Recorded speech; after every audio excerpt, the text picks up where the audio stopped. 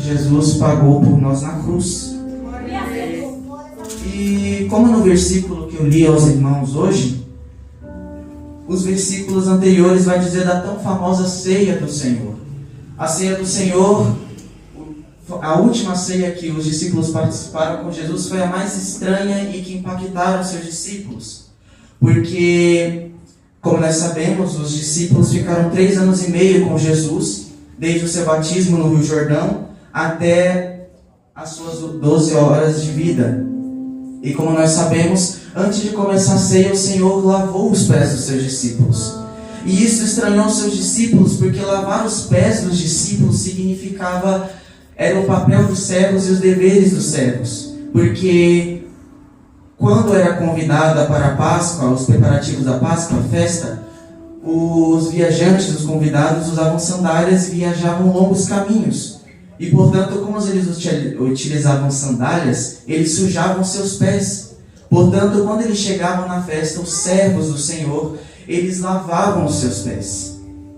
Mas quem está lavando os pés dos discípulos não são os servos, é Jesus. Aleluia. E isso é um ato de humildade que Jesus faz aos seus discípulos, porque Ele amou os seus discípulos.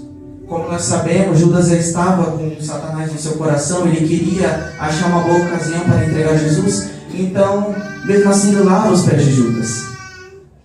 E após ele lavar os pés dos seus discípulos, começa-se então uma ceia. E quando eles estão comendo, enquanto eles estão conversando um com os outros, Jesus ele solta uma palavra que vai impactar os seus discípulos. Ele vai dizer que um deles iriam trair. Os discípulos com medo olham um para os outros e perguntam: Senhor, por acaso sou eu, Pedro, que irá te trair? E Jesus responde: não sou eu, não é você, Pedro, que irá me trair. Por acaso sou eu, Senhor, João, que irá te trair? Não, João, não é tu que irás me trair. E os discípulos perguntam um por Jesus. E quando chega na vez de Judas Iscariote, Jesus diz: tu mesmo disseste, aquele que põe comida no meu prato há de me trair. Portanto, Jesus ele entrega a Judas um pedaço de pão e Jesus diz: faz o que tem que fazer. E portanto Judas ele sai da mesa porque ele tinha encontrado uma boa ocasião para entregar Jesus. Os discípulos, pensando que ele iria comprar algum preparativo para a ceia, porque Judas ele cuidava da bolsa de Jesus, ele cuidava do dinheiro, então eles pensavam que Judas ia comprar alguma coisa para os preparativos da festa, mas na verdade ele ia entregar aos guardas judeus. E os discípulos se sentam e eles voltam a ceiar. Na terceira frase que Jesus vai dizer aos seus discípulos, ele vai profetizar, dizendo que as ovelhas feririam o pastor, e portanto elas dispersariam e Jesus ficaria sozinho. E como nós sabemos, irmãos, quando Jesus foi pego aos soldados, ele ficou sozinho. Nenhum dos seus discípulos ficou com ele. Mas lá na porta do Getsemane. Getsemane era um jardim perto no Monte das Oliveiras, no qual precisavam-se as azeitonas para fazer os azeites. E portanto Jesus ele coloca os seus 3 discípulos na porta do Getsemane e fala para eles orar, para eles não caírem em tentação. E Jesus ele toma a palavra e vai mais à frente dos seus discípulos e vão orar. Ele vai orar ao Pai por causa da sua angústia. E ele vai dizer: Pai, se for possível da sua vontade, aparta-te de mim esse cálice, mas que não seja feita a minha vontade, mas sim a tua que está no céu. Aleluia. Vai dizer o texto, irmãos, que Jesus ele suava sangue. Nós, com a ciência de hoje em dia, entendemos a condição que aconteceu com Jesus, e a condição que acontece com Jesus chama hematidrose. Os vasos capilares de Jesus se incharam, e quando eles incharam, eles se romperam. E quando eles se romperam, eles misturaram com o seu suor, assim fazendo Jesus suar sangue, literalmente. E portanto, o anjo desce do céu para acalmar Jesus.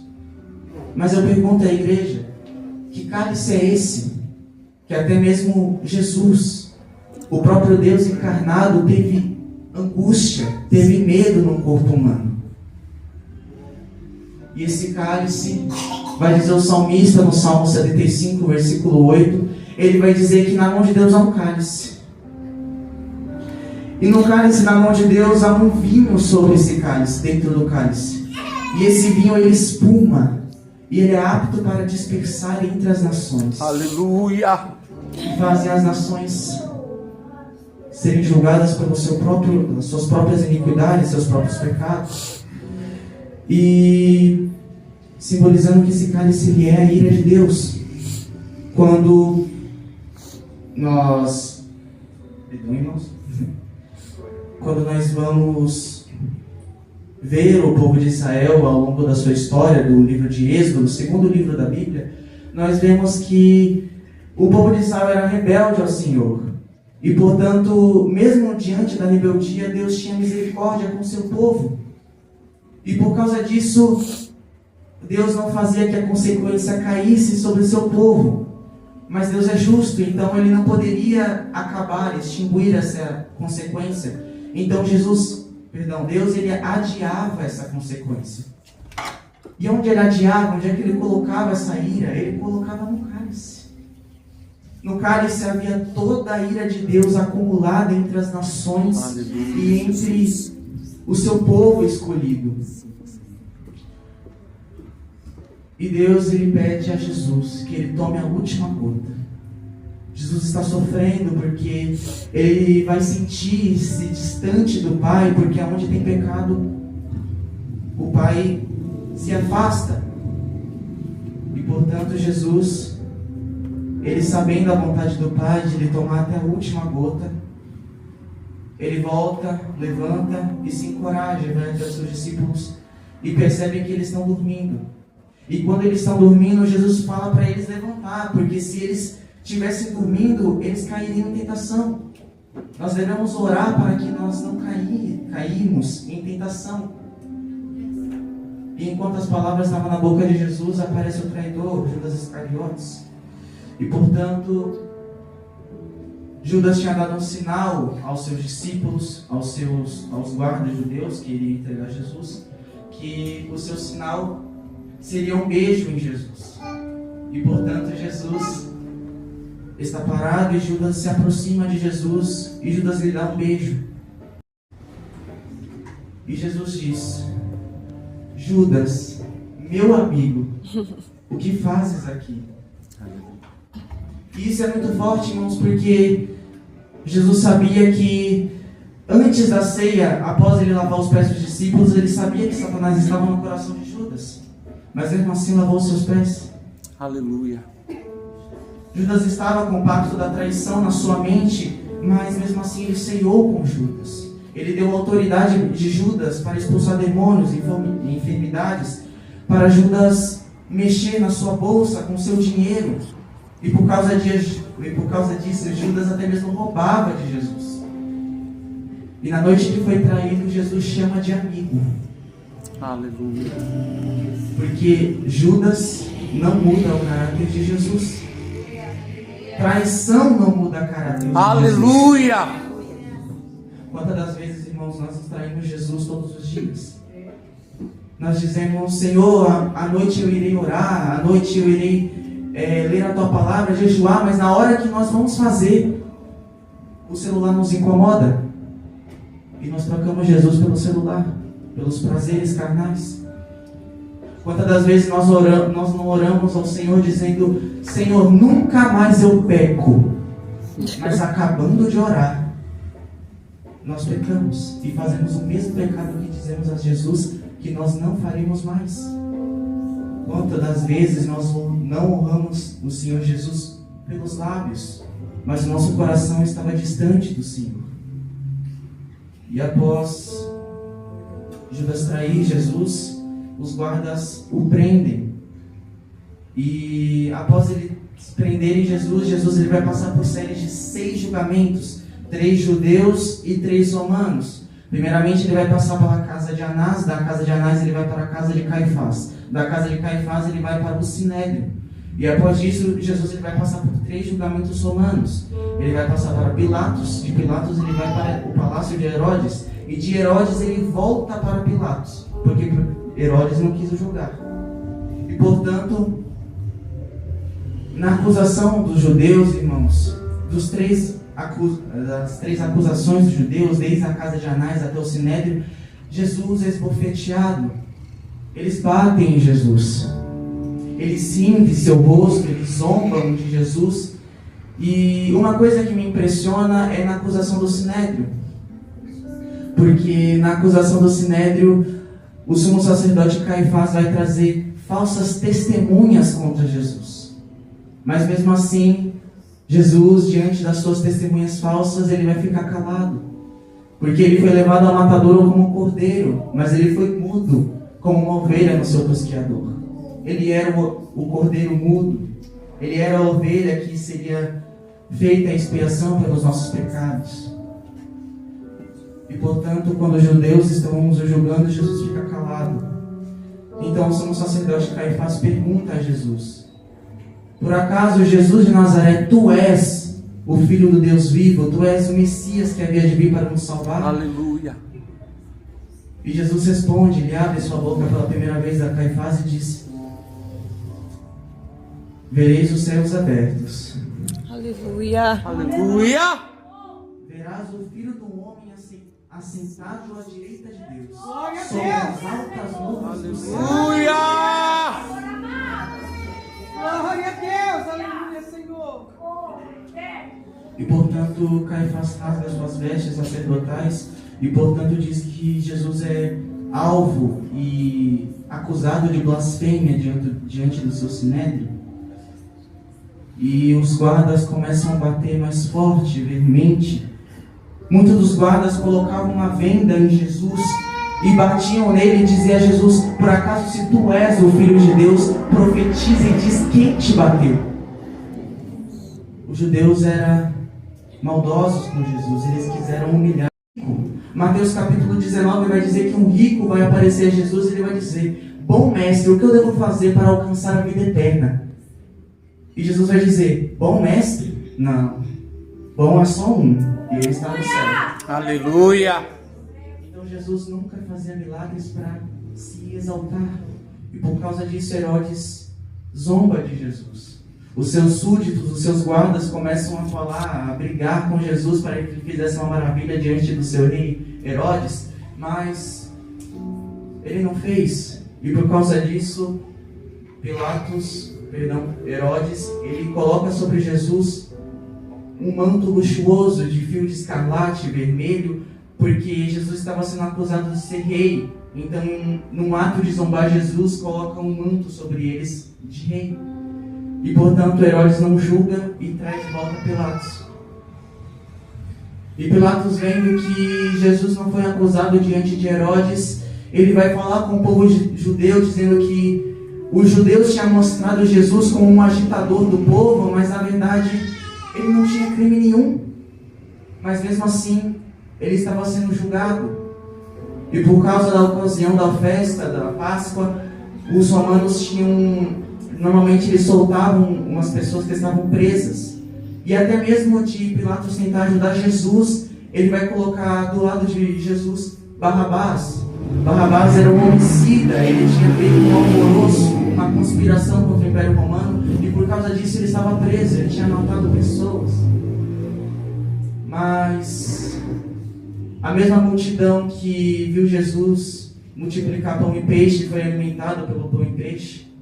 O mesmo Jesus, a mesma multidão que viu Jesus curar paralítico há 38 anos sem andar, fez a filha da viúva de Naim ressuscitar, ou até mesmo Lázaro ressuscitar, é o mesmo povo que está dizendo para soltar Barrabás. E com Jesus ele diz para crucificar Jesus. Meu Deus. Que o sangue de Jesus esteja sobre a nossa descendência de Israel. Os judeus falam isso diante de Pilatos.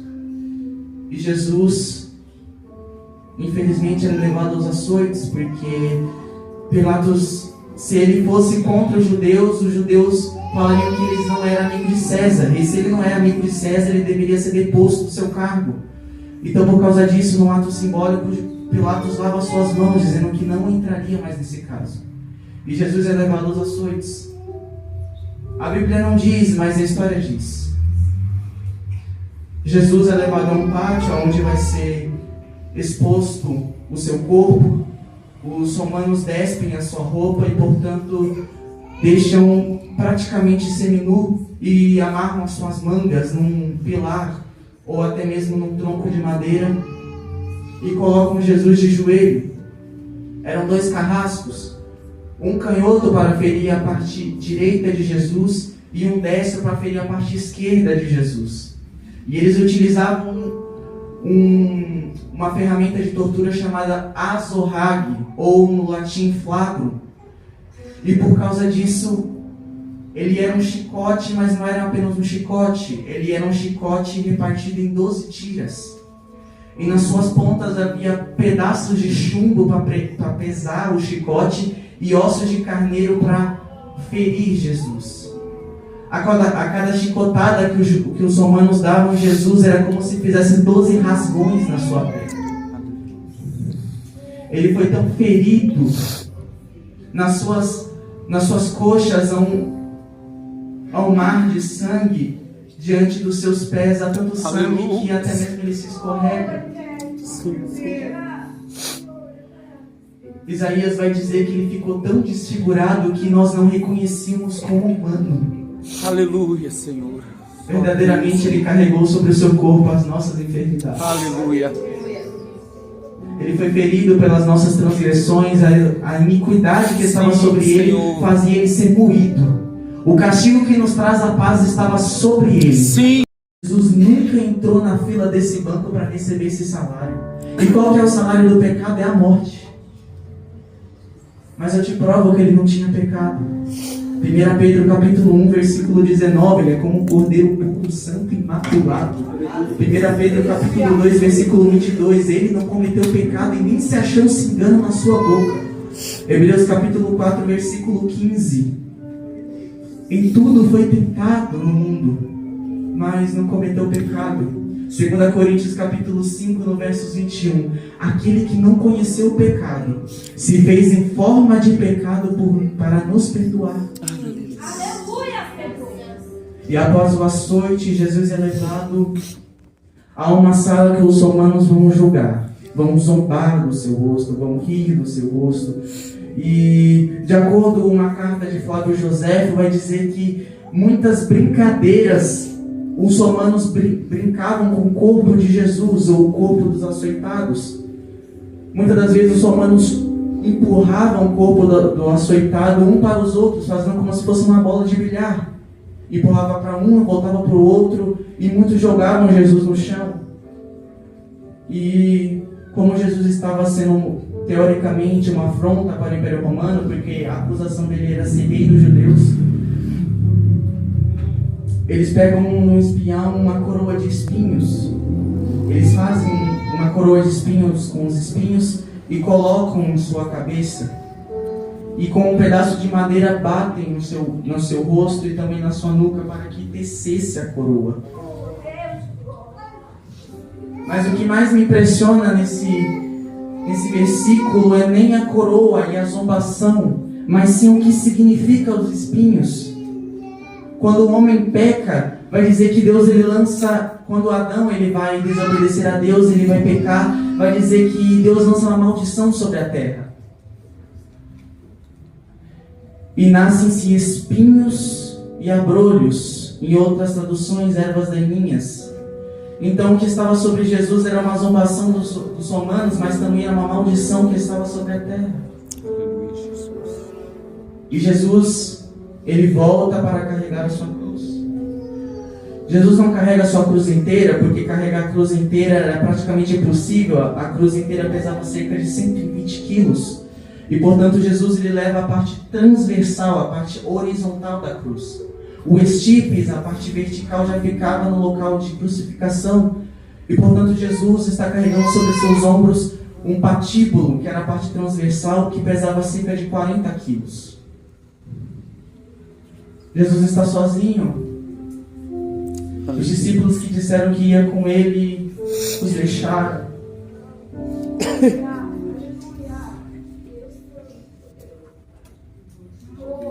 Pedro queria que não largaria ele até mesmo em prisões. Sim, Senhor. Oh, Espírito Santo, glória. Não está com Jesus. André não está com Jesus. Aleluia, Senhor. Aleluia. Depois da cruz, Aleluia. sentado nessa cadeira, Sim, Senhor. Glória a Deus, Eis-me aqui, aleluia. Eis-me aqui, Pai.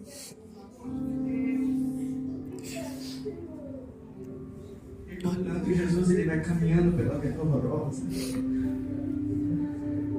A multidão que tinha vindo ele multiplicar pão e peixe e ele tinha os alimentado é a mesma multidão que está julgando na Via Dolorosa.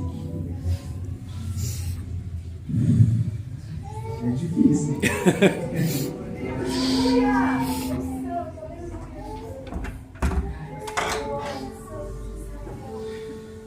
Jesus está carregando, ele cai porque é muito pesado para ele. Portanto, os soldados romanos trazem um homem de Cirene chamado Simão Cireneu para ajudar Jesus a carregar a sua cruz. Que privilégio para Simão tocar no sangue de Jesus. Bem-aventurados são aqueles que são lavados pelo sangue do Cordeiro. Glória a Deus, aleluia, Senhor. E Jesus, ele chega no Gólgota, traduzindo o Monte das Caveiras, do hebraico e também do aramaico. E portanto Jesus, ele é despachado no chão, pega um patíbulo que estava sobre suas costas e colocam junto aos estipes que estavam na cruz. E Jesus, esqueci de falar, irmãos, mas havia uma placa no peito de Jesus que afirmava a sua acusação. E qual que era a acusação daquele que não tinha pecado, daquele que nunca errou? A acusação de Jesus foi ser rei dos judeus. Aí eu te pergunto, se até o rei foi acusado de pecado, imagina nós que somos servos desse rei. Sim, Jesus. Sabe por que eu estou falando isso, irmãos? Porque há muitas pessoas que dizem que ser cristão é fácil. Ser cristão é você abrir a porta da sua casa e vir um mar de flores dentro da sua casa e vai dar tudo certo, não vai ter briga, não vai ter intriga, não vai ter alvoroço. E não, irmãos, o próprio Jesus, em João capítulo 16, versículo de número 33, vai dizer: no mundo tereis aflições. Sim, de boa. No mundo você vai ter dor, no mundo você vai ter angústia, no mundo você vai passar raiva, no mundo vão te julgar. Mas o versículo continua: no mundo tereis aflições, vírgula, mas tem de bom ânimo. Aleluia. Aleluia. Porque eu venci o mundo. Aleluia.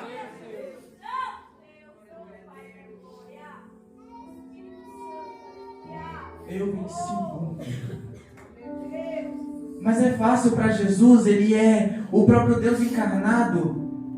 Tá bom, irmãos, mas Paulo vai abordar as cartas dos Gálatas, no capítulo 2, versículo 20, que você não vive mais em você mesmo, mas quem vive em você é Cristo. Aleluia. Então, assim como ele venceu no mundo, ele também vai vencer com você. Eu creio. Aleluia. Glória a ti, Senhor.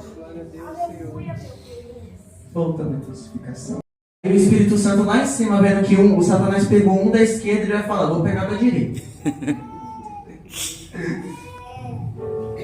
O da direita estava assim, crucificado, com os braços abertos.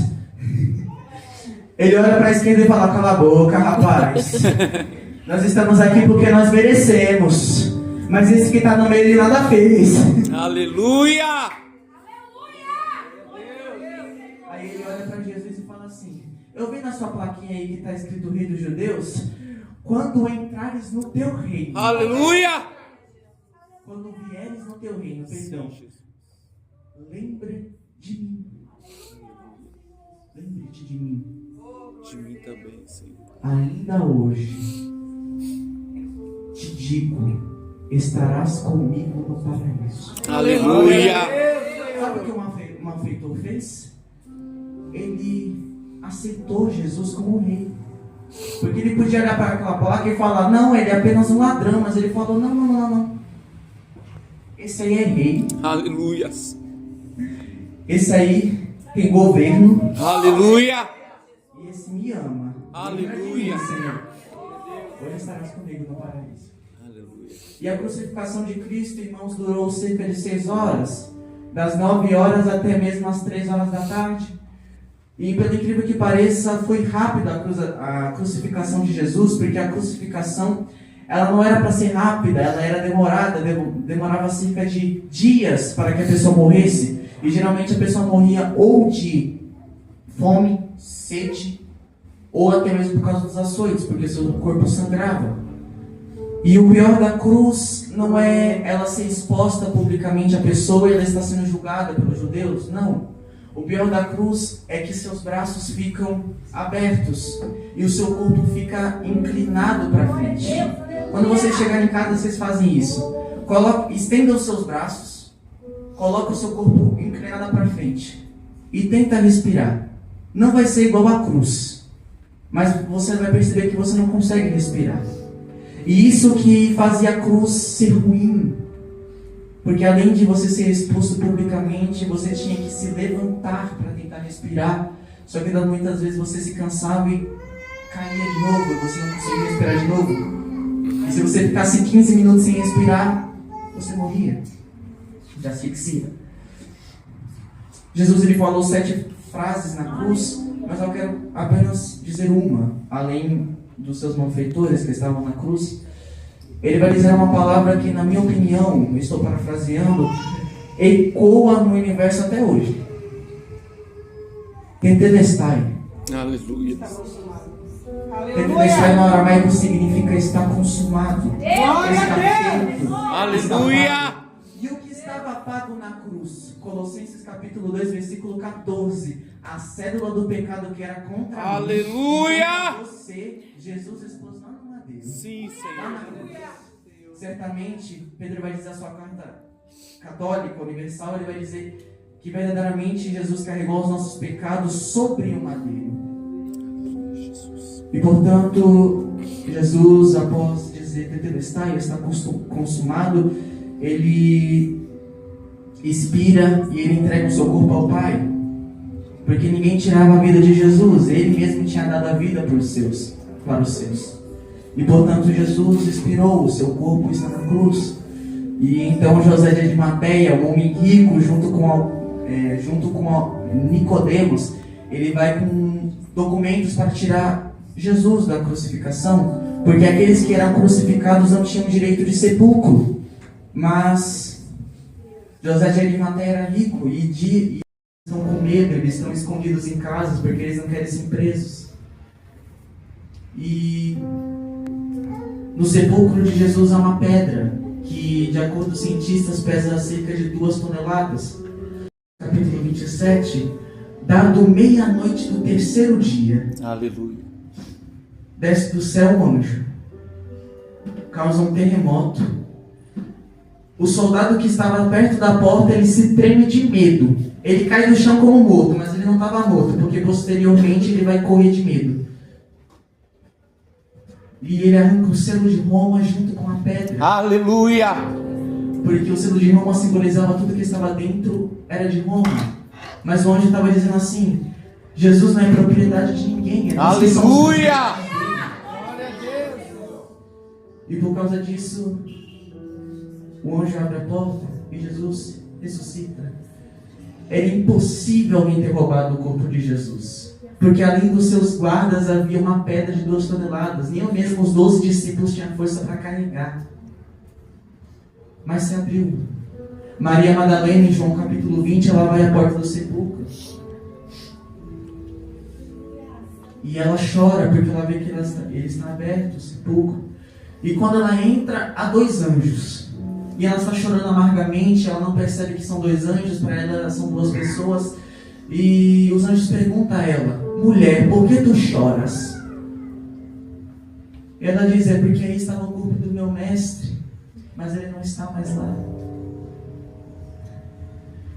E após Maria ter chorado, ela volta-se para trás, já disposta a ir embora, já disposta a largar tudo, porque ela estava triste. E aparece Jesus, ressuscitado, glorificado, mas Maria não percebe que é Jesus, porque ele está glorificado, então ela não sabe que é Jesus. Ela pensa que é o jardineiro do jardim que ficava perto do sepulcro. E ela pergunta ao jardineiro, que é Jesus, ela pergunta: jardineiro, por acaso serias tu que roubou o corpo do meu Jesus? Mostra-me onde é que ele está, eu irei lá. Eu farei tudo por você, tudo o que o Senhor quiseres, eu farei. Eu só quero o corpo do meu mestre. Mas mulher, passou 3 dias, tu é tão apegada a ele assim? Lucas vai dizer, irmãos, que de Maria Madalena foi expulso 7 demônios que Jesus expulsou. Maria não largava Jesus. Maria também não reconheceu Jesus.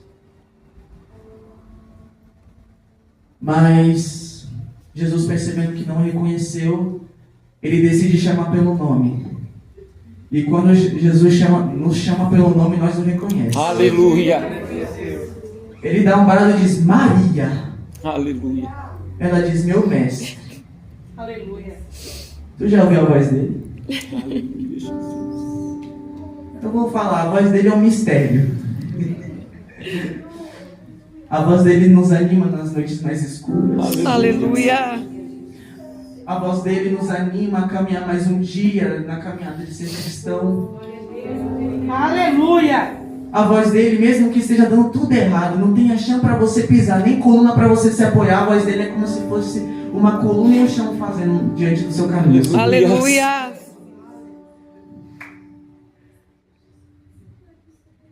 Jesus está te chamando pelo nome essa noite. Aleluia. Aqui, Deus. Pode se passar 3 dias, como foi com Maria Madalena. Pode se passar 1 ano. Aleluia. 20, 30 anos. Mas quando a gente chama pelo nome, Sim, Jesus.